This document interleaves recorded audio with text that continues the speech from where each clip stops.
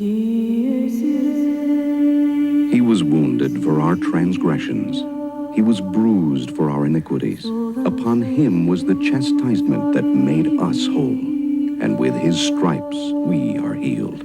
He was oppressed and he was afflicted. Yet he opened not his mouth. Like a lamb that is led to the slaughter, so it is written, so it happened.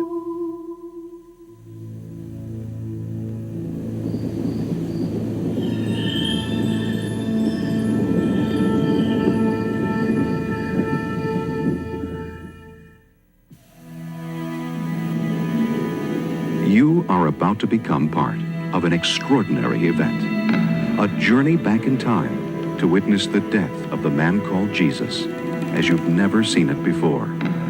The ultimate forensic investigation of the cruelest and most gruesome method of capital punishment and its most famous victim.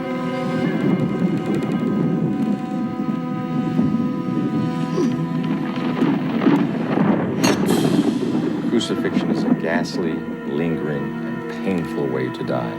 It's an exceptionally awful form of punishment. Of course, the most famous victim of crucifixion was Jesus of Nazareth.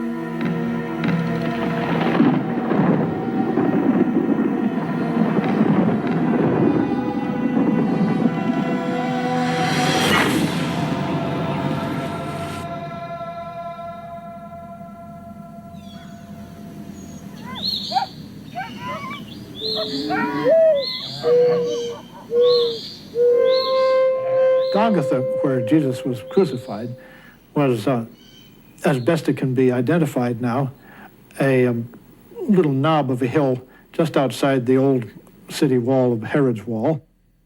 Walking into the city, you would either see the place of execution or you would see people undergoing execution.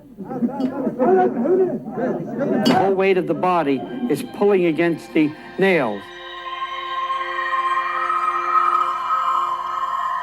There's a symphony of pain. Crucifixion was so disgustingly and blatantly horrible as a punishment that the message of the sight of it was, this could happen to you. If you resist us, this could happen to you.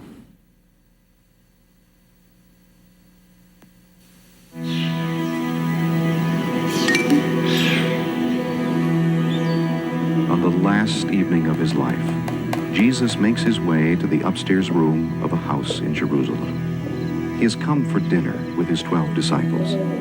Afterward, in keeping with his usual custom, he and his followers walk to the hills east of the city walls.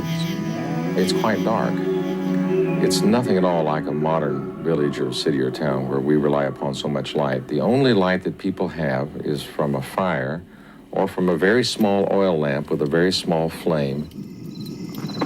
Their destination is a public garden where Jesus often goes to rest or pray. It is called Gethsemane. And since Gethsemane is a contraction or a corruption of Gat Shemen, we know that it means olive press. So it's an olive orchard, probably freshly plowed. They've been tending the olive trees. Usually flowers are planted around it, because the ideal in the ancient Near East of real beauty is like the Garden of Eden. So it would be a beautiful place to rest and relax.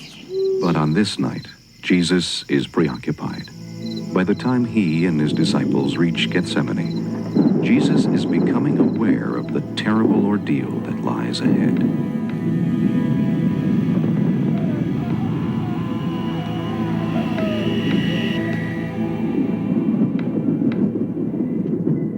In the garden, Jesus goes off by himself to think about the events to come. It's written that his anguish is so great that his sweat becomes like great drops of blood falling to the ground. The sweating of blood, called hematidrosis, is actually a clinical term because there have been many cases of it. It was first described by Aristotle. Now, around the sweat glands themselves, there are multiple blood vessels in a net-like form. Under the pressure of great stress, these blood vessels constrict until anxiety is replaced by resignation. Suddenly the reversal occurred, the blood vessels dilated to the point of rupture into the sweat glands. Concomitantly, the sweat glands started to produce a lot of sweat, pushing the blood to the surface, coming out as droplets of blood.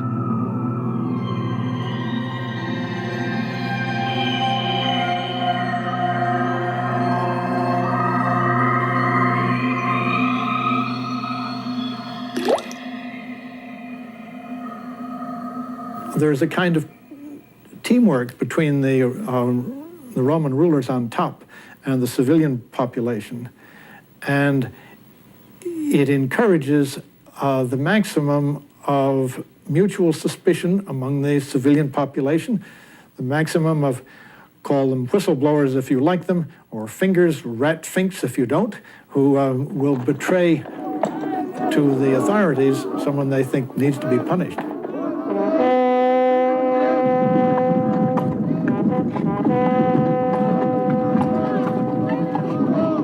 It is one of his own disciples who turns on Jesus. Judas Iscariot has heard the angry rumblings among the temple priests whose teachings are being challenged by Jesus. And so he offers them a deal. He will deliver Jesus to them for a price. They pay him 30 pieces of silver. Now, as a medical examiner whose specialty is determining a mechanism, manner, and cause of death, I would start at Gethsemane. I'd see the fluid loss from the intensive sweating. I'd see the loss from the blood. Pain is always mental. It's felt in our brain. It's always up there. And whether it's due to an injury of the finger, the arm, the stomach, or whatever, or it is due to some biochemical changes in the brain itself due to emotional factors, the pain is there. In the garden, when it's time for the crowd to come and arrest Jesus, the crowd sent by the high priest and so forth, they have to deal with the fact that it's dark. So, with torches and lanterns to light the way, the traitor Judas leads an armed guard from the chief priests to the spot where he knows Jesus and his followers like to gather. But there is one problem. All these men are wearing white. They all have their heads covered, and they all have beards. So Judas says, the one I kiss is the one you arrest.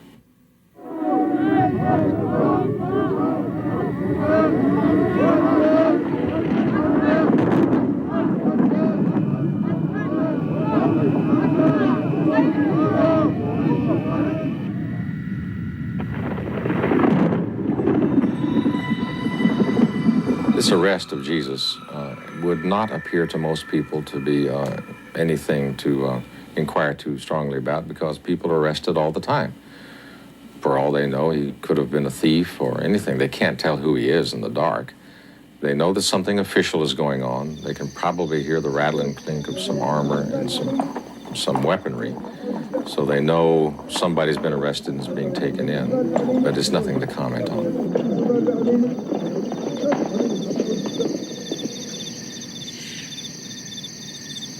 During the long night, Jesus is interrogated, mocked, and finally charged with blasphemy.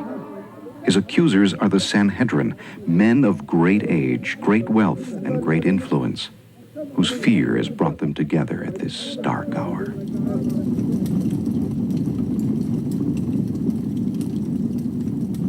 They had a lot to lose, so that just like the Roman governors, they didn't want too much going on underneath them.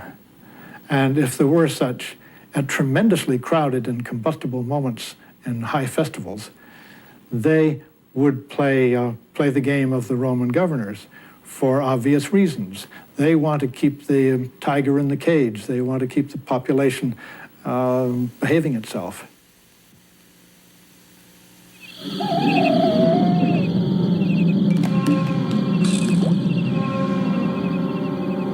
Jesus has been betrayed, arrested, and charged with the serious crime of blasphemy, punishable by death. His condition begins to deteriorate. You have to remember that Jesus did not have anything to drink or eat since the Last Supper. In addition to that, he went to the Garden of Gethsemane thereafter, and he had no sleep at all. He was literally exhausted. Then the hematidrosis occurred, which caused him to lose a lot of fluid. This would have a profound effect on the body.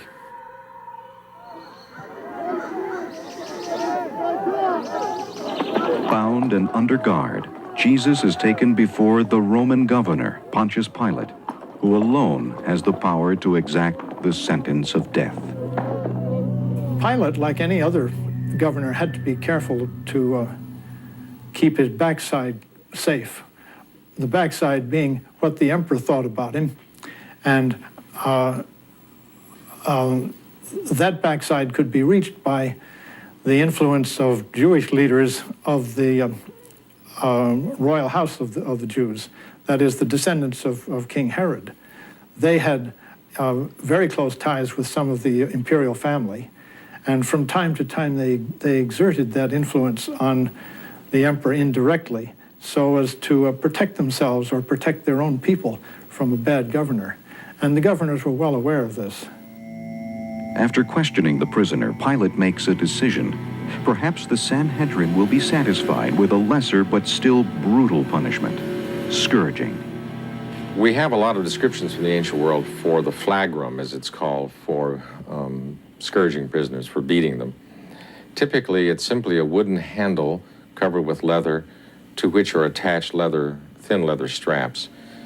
These leather straps, depending upon how much damage you want to inflict, can have little balls or knots attached to the end. You might just knot it, or you might actually attach a small lead or bone, or rather dumbbell-looking device, which, when flicked, as it were, with considerable strength by the person doing the beating, actually whips around the body and embeds in the flesh. Then when it's pulled out, one bleeds profusely.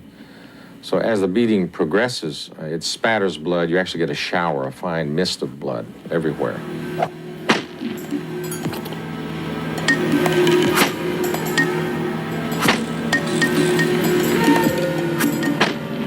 In the case of the scourging, we're going to get a fluid loss from intensive sweating. But even more importantly, across the chest area will cause what they call pleural effusion, or fluid buildup around the lungs. Whenever you lose fluid or blood, the body will go into shock. The blood pressure goes down, the heart rate increases. In this case, the blood pressure may go down as low as 70 or 80. There are situations where the stress and the fatigue markedly increases the sensitivity of the pain. I mean, the same amount of impulses are going in, but the patient feels it more. And that occurs very frequently after injuries. Across the prisoner's raw and bleeding back, the Roman soldiers drape a rough cloth robe. And in an added moment of cruel mockery, they fashion a circle of thorns and push it onto his head.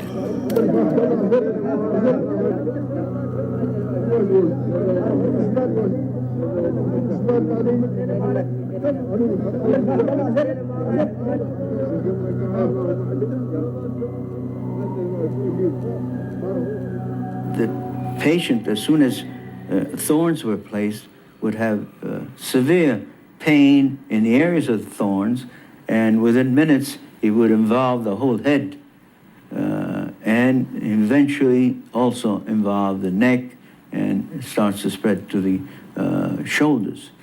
The two nerves that supply the head, the front part is supplied by a branch of the trigeminal nerve, and the back part by the greater occipital nerve.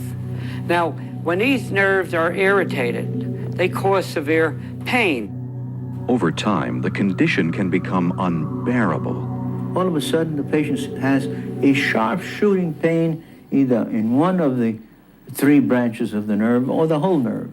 And it causes him to freeze. And in fact, many of these people will commit suicide.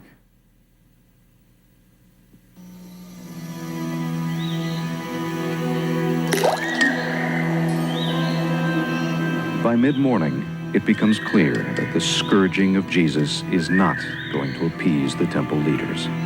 And so Pilate, wishing to be done with this bothersome matter, at last gives the order, crucify him.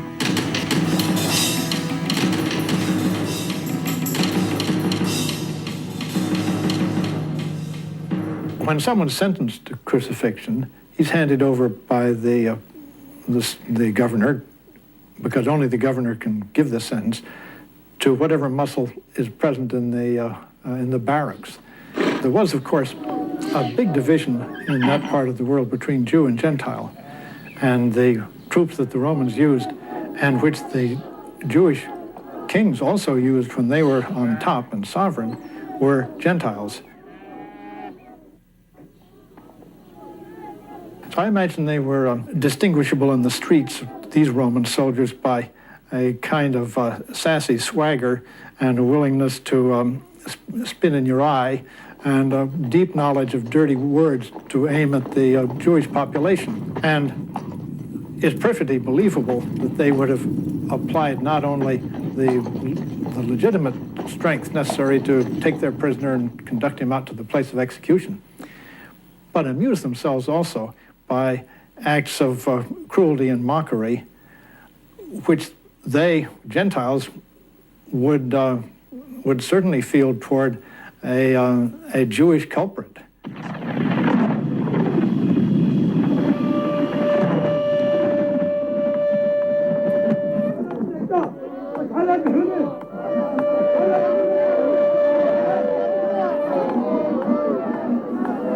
In this humiliating form of punishment, the condemned man is forced to carry the instrument of his own death along narrow, crowded streets.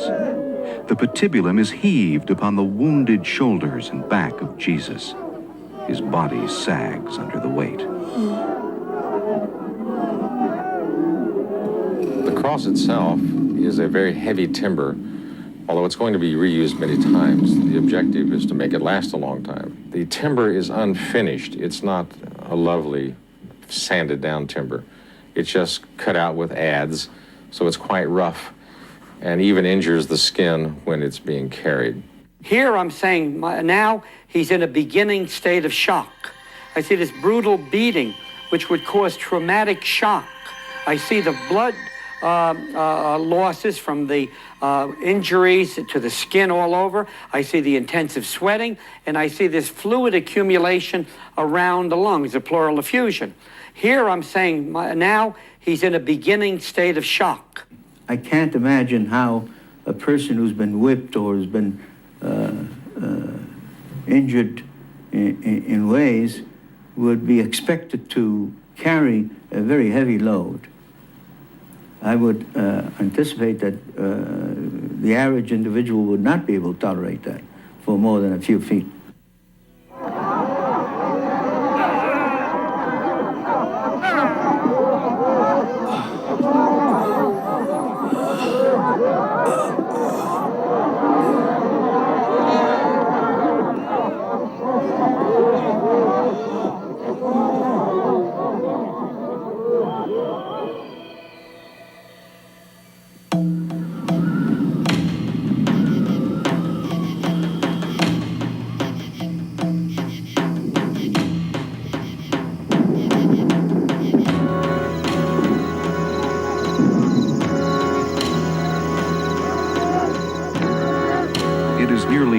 By the time the death procession begins its slow ascent to the place of execution, a loathsome rise of rocky earth where the city discards its human trash.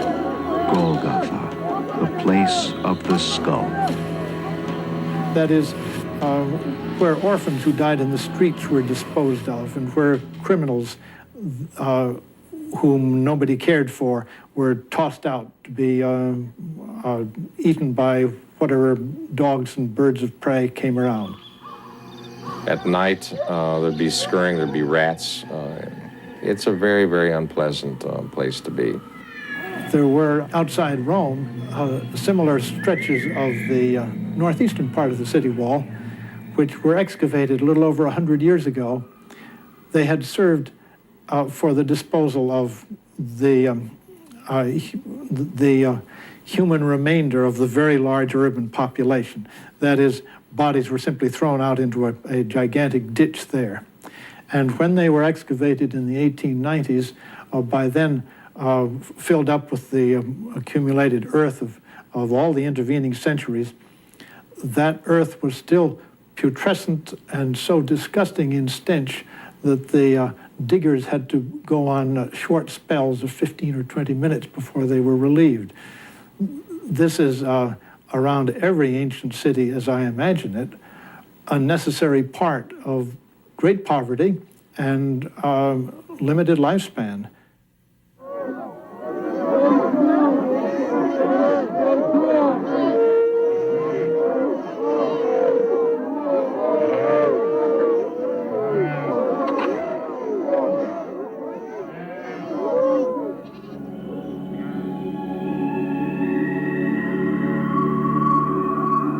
The question why Jesus ended up crucified in Golgotha, who wanted him dead, and why did they want him dead, is very hard to give a simple answer to.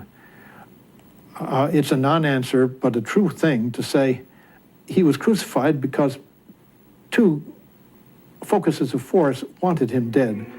I think the Jewish leadership was agitated about Jesus as a challenge to them on religious grounds, and the governor, who couldn't care less, of course, about Orthodox or any other kind of Judaism, was concerned that the urban, especially the poor population, should not become tumultuous and cause him administrative trouble.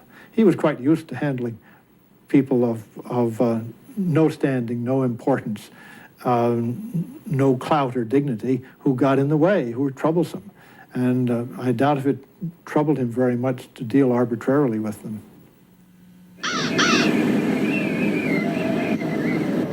The Roman soldiers make quick work of the prisoner. Jesus is stripped of his clothing with brutal indifference to the open wounds that cover his body.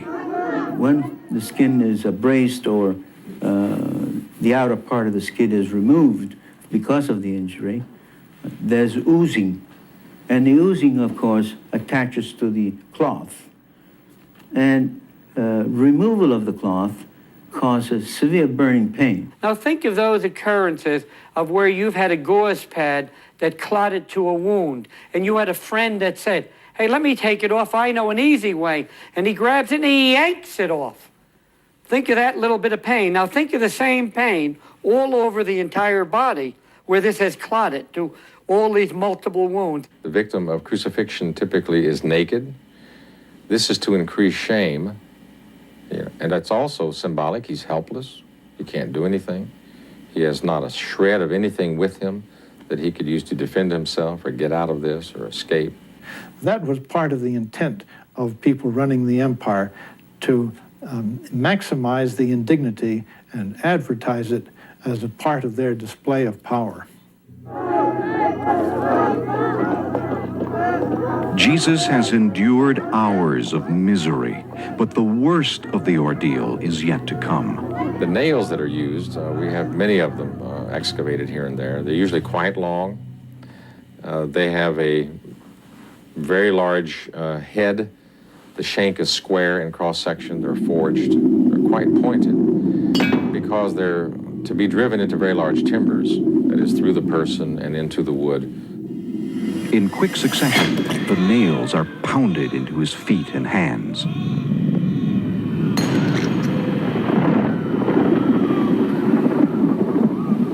There are many cases in which, for example, an injury to the hand from a bullet or from even a knife would cause what is called causalgia, and initially the pain is felt just where the injury is. If the median nerve is ruptured or injured, will also cause severe, excruciating, burning-like pains, like lightning bolts traversing the arm into the spinal cord. Now, we know from experiences during war, especially World War II, where did studies on a condition called causalgia, which is a condition caused by injuring the median nerve. The pain was so terrific that even morphine wouldn't help, and they had to actually operate on the spinal column in order to decrease that pain or to eliminate that type of pain. And it's so severe that if you blow on the skin of the hand where the pain is, the patient would scream abnormally.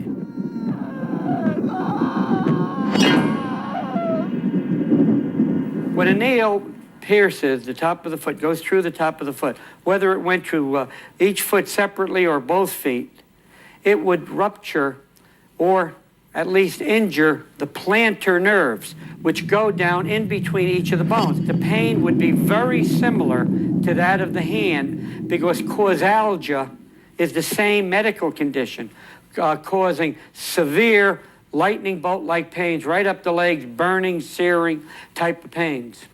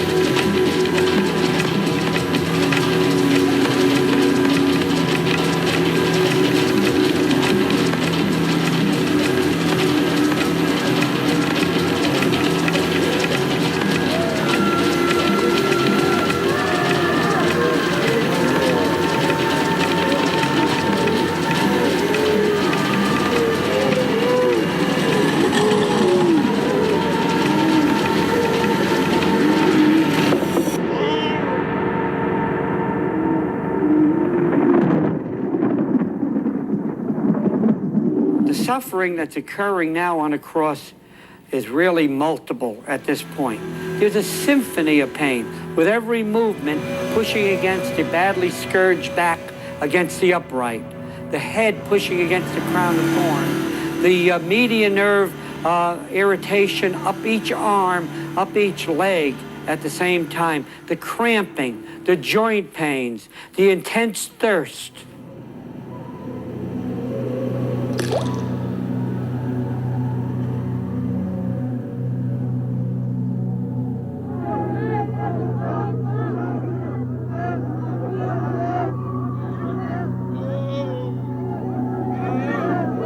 In his dying agony, Jesus cries out that he's thirsty.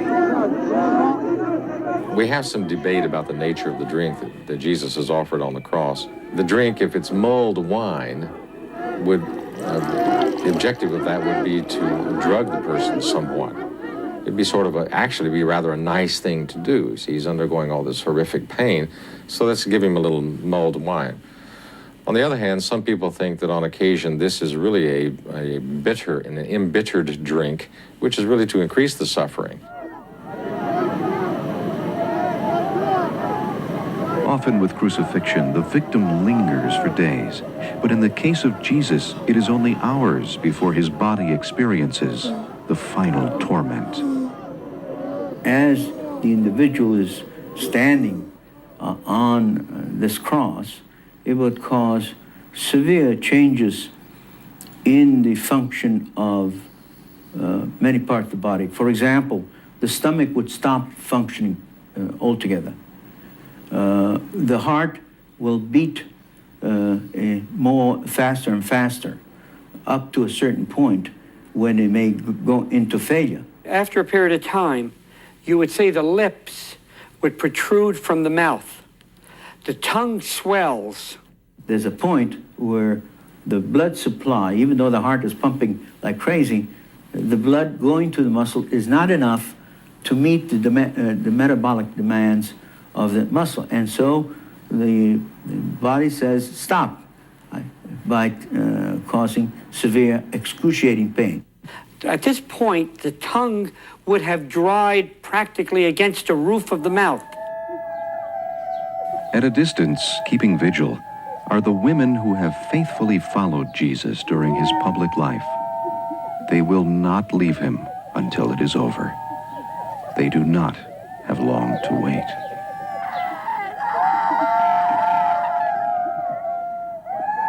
The lance that they used to pierce Jesus' side is often thought of today as something that one throws. That's a spear. A lance is a thrusting weapon. It does not leave your hand. The last about 2 feet are typically made of iron with a nice wide blade because you want to do as much damage as possible when you pierce the body.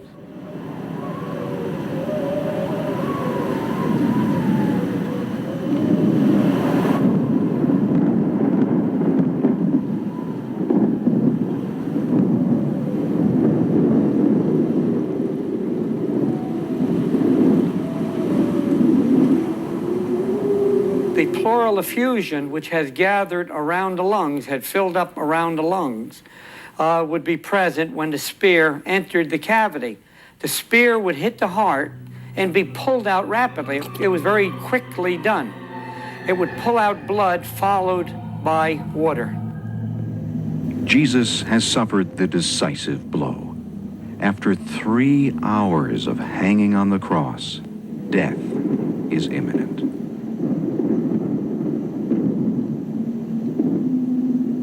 The blood pressure is very low now at this particular time because of the large volume loss and the traumatic shock. The individual is taking deep breaths in order to make the lungs exchange more oxygen for the small amount of blood that's being pumped. The heart is beginning to fail as a pump. The legs are starting to swell. And then it is finished.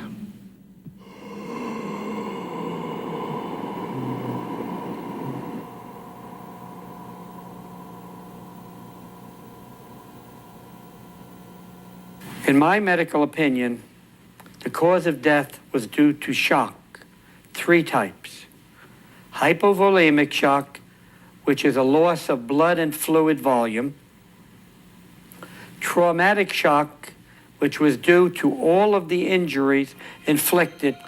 And cardiogenic shock, which was a consequence of the first 2 types of shock, where the heart fails as a pump.